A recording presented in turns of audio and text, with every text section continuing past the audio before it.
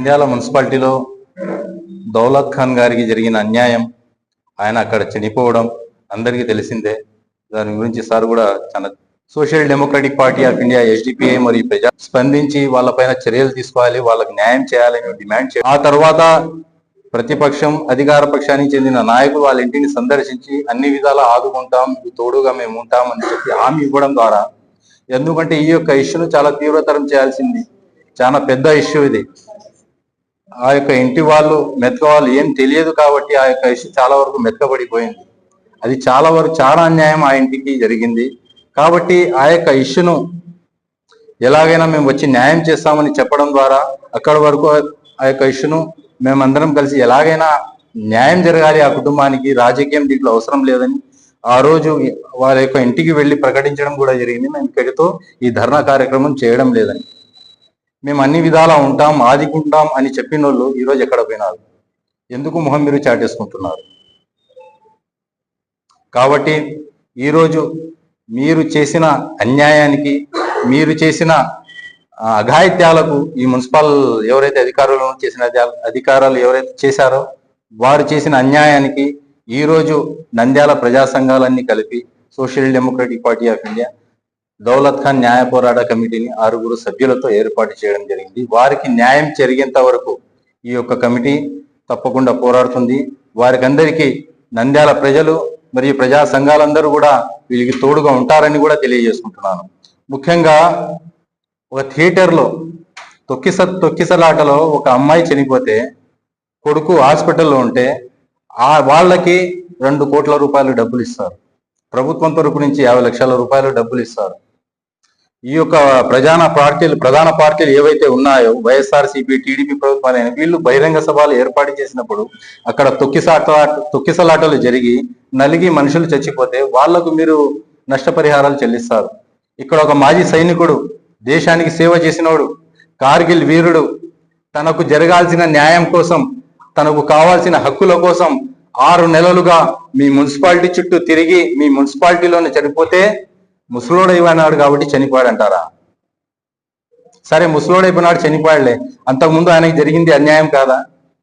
ఆ తర్వాత ఆ మనిషి మున్సిపాలిటీలో చనిపోతే ఆ అమ్మాయి ఎంత చిన్న అమ్మాయి సార్. ఒక తండ్రి, ఎవరు లేరు అక్కడ, ఒక తండ్రి మున్సిపాలిటీలో బెంచి కింద పడిపోయినాడు, చనిపోయి మానవత్వంతో ఎవడైనా ఒక్కడైనా వాళ్ళకు వెంబడి హాస్పిటల్ వరకు పోయినాడా? ఒక్కడు కూడా పోలేదు సార్. ఆ అమ్మాయి మానసిక క్షోభ ఆ ఆటోలు ఎలా అనుభవించుంటుంది మీరు ఒకసారి ఆలోచించండి. ముసలోడైపోయి చనిపోయినాడు అంటారా మీరు? ఇది చాలా దారుణమైన పరిణామము. మీరు ఏదైతే ఈ యొక్క మున్సిపల్ కమిషనర్ పైన, మున్సిపల్ అధికారులకు కూడా నేను ప్రశ్నిస్తా ఉన్నాను. మున్సిపల్ కమిషనర్ పైన రీసెంట్ గా ఎవరో దాడి చేశారని, పెట్రోల్ పంప్ కి చెందిన ఒక అతను, కాంట్రాక్టర్ ఒక అతను దాడి చేశారని మున్సిపల్ అధికారులు పెన్ డౌన్ చేసి బ్లాక్ బ్యాడ్జీలు ధరించి బయటకు వచ్చి నిరసన తెలియజేశారు. ఇప్పుడు మీ ఆఫీస్లోనే ఒక మాజీ సైనికుడికి, కార్గిల్ వీరుడికి అన్యాయం జరిగింది. మీరేం చేస్తారు? మీ మొహాలకి ఏమైనా మసి పూసుకుంటారా? ఇప్పుడు ఒక రెవెన్యూ అధికారికి సరిగా పని చేయడం లేదని రెవెన్యూ ఆఫీస్ ని సందర్శించిన మన మంత్రి ఫారూక్ గారు సరిగా పని చేయడం లేదని, ఒక రెవెన్యూ అధికారికి జీతాలు తీసుకుంటున్నారు కదా, ఎందుకు పని చేయడం లేదు అని మందలించిన మీరు నిన్న మున్సిపాలిటీకి సందర్శించి 8 కోట్ల రూపాయల అభివృద్ధి పనులు చేశామని చెప్పారు. కానీ ఇన్ని అవినీతి ఆరోపణలు బహిరంగంగా బయటపడుతున్నా మీ అధికారులకు నిర్లక్ష్యానికి ఒక మాజీ సైనికుడు బలైపోయినా ఎందుకు మీరు స్పందించలేదని నేను ప్రశ్నిస్తా ఉన్నాను. కాబట్టి మీరు ఎట్టి పరిస్థితుల్లో మీరు యొక్క ఎమ్మెల్యే బాధ్యతను, మీ యొక్క మంత్రి బాధ్యతను తప్పకుండా, మీ నంద్యాలలో ఈ యొక్క అన్యాయం జరిగింది, మీరు ముందుకొచ్చి మీరు చంద్రబాబు నాయుడు గారితో మాట్లాడతారో ఎవరితో మాట్లాడతారో మాకు తెలియదు. వాళ్లకు మా యొక్క 3 డిమాండ్స్ ఏవైతే ఉన్నాయో, దౌలత్ ఖాన్ కుటుంబానికి 50 లక్షల రూపాయల నష్టపరిహారం చెల్లించాలా, ఆ యొక్క అమ్మాయికి ఆర్థిక భరోసా, ఉద్యోగం, పర్మనెంట్ ఉద్యోగం, మామూలు ఉద్యోగం కాదు సార్, పర్మనెంట్ ఉద్యోగం, ఏదో ఉద్యోగం ఇచ్చేస్తాను, అది ఉంటాదో లేదో కూడా తెలియదని కూడా చెప్పడం జరిగిందంట. దౌలత్ ఖాన్ కూతుర్ని మేము హౌస్ ట్యాక్స్ ఎగ్జామ్షన్ కోసము మున్సిపల్ ఆఫీస్ చుట్టూ తిరుగుతున్నాము. అది 6 months అవుతుంది, వర్క్ కంప్లీట్ అయ్యి కూడా 31/7/2024 అయిపోయినా కూడా మాకు లాస్ట్ బిహేవ్ చేయడం, వర్డ్స్ నెగటివ్ వర్డ్స్ యూజ్ చేయడము అట్లా చేస్తున్నారు.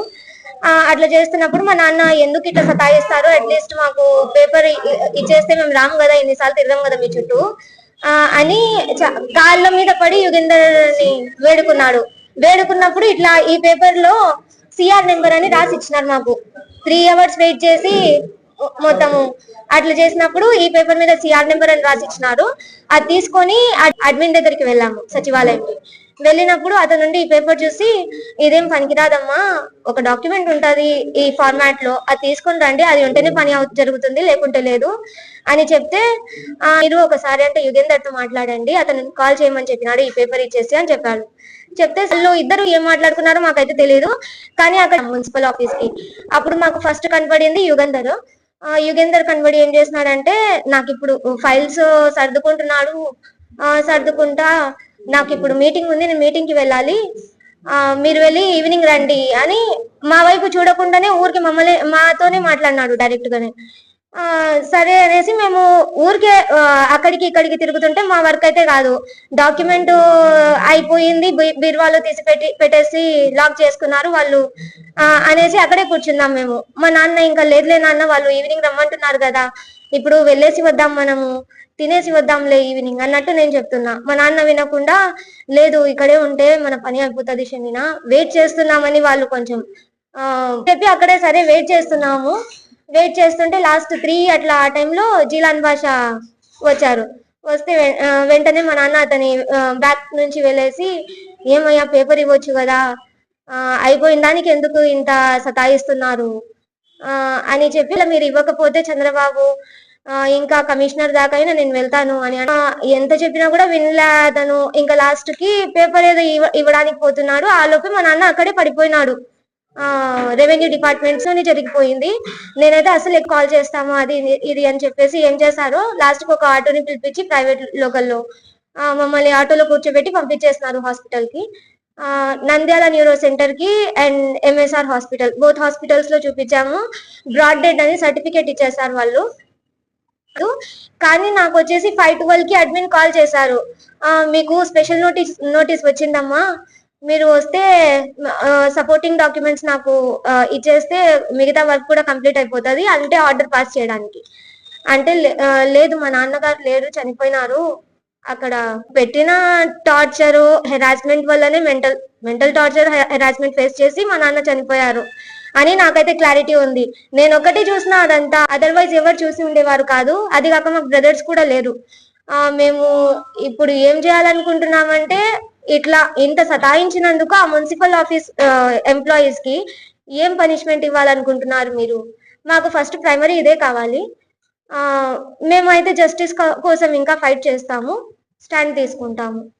ఏం వెళ్ళలేదు, ఎందుకంటే అక్కడున్న ఎంప్లాయీసే మాతో రిక్వెస్ట్ చేస్తున్నారు, ఎందుకు ఇంత చిన్న విషయానికి కమిషనర్ తో మాట్లాడడం అట్లా అని చెప్తుంటే, ఎందుకులే మేము కూడా ఆలోచిస్తాం కదా, మాకు కూడా ఉంటది, కొంచెం లేరు కదా, లేనప్పుడు ఎందుకు బద్నాం చేస్తారు అతన్ని అని చెప్పారు. చెప్తే సర్లే అని వాళ్ళ మీద రెస్పెక్ట్ తో మేము పోస్ట్పోన్ చేసుకున్నాము. కానీ వచ్చినా కూడా మాకేం రిజల్ట్ కనబడలేదు. మళ్ళీ ప్రొటెస్ట్ చేస్తాము అని మొన్న వాయిస్ ఇచ్చినప్పుడు మళ్ళీ మా ఇంటి దగ్గరికి టీడీపీ వాళ్ళు వచ్చారు. వచ్చి ఏం మీరు ఇట్లా చేయొద్దు, రోడ్డు మీద ఎక్కడంటే అట్లా పోవద్దు, మా జాబ్ ఒక 1 day అన్న ఇట్లో అయితే రాదు, కొంచెం వెయిట్ చేయండి, దానికి ఒక ప్రాసెస్ ఉంటది కదా, అది అయ్యేలోపు కొంచెం టైం పడుతుంది, వెయిట్ చేయండి అని అంటున్నారు. బట్ మాకైతే ఏం నమ్మకం లేదు వాళ్ళ మీద. మేము నంద్యాల మున్సిపాలిటీలో కప్పం కట్టే విధానానికి స్వస్తి ఎప్పుడు పలుకుతుంది అని చెప్పి ఈరోజు మంత్రి గారిని, కలెక్టర్ను, ఆర్డీఓ గారిని స్పష్టంగా అడుగుతున్నాం. ఒక వీర సైనికుడు ఈరోజు మరణం పొందాడు అదే మున్సిపల్ ఆఫీస్లో. అయినా కూడా ఈ ఉద్యోగస్తులకు, కమిషనర్ కానీ, ఆర్డీఓ కానీ, కలెక్టర్ గారికి కానీ చీమ కుట్టినట్టు కూడా లేకపోవటం చాలా విచారకరం. మున్సిపల్ కమిషనర్ కూడా ఆలోచించాలి. కుటుంబాన్ని త్యాగం చేసి దేశ రక్షణ కొరకై పోరాడిన వ్యక్తిని ఈరోజు ఆ విధంగా అవమానకరంగా మాట్లాడడం, ఆ విషయంలో ఖచ్చితంగా అక్కడ ఉన్న సీసీ ఫుటేజ్లను పరిశీలించాల్సిన అవసరం ఉంది.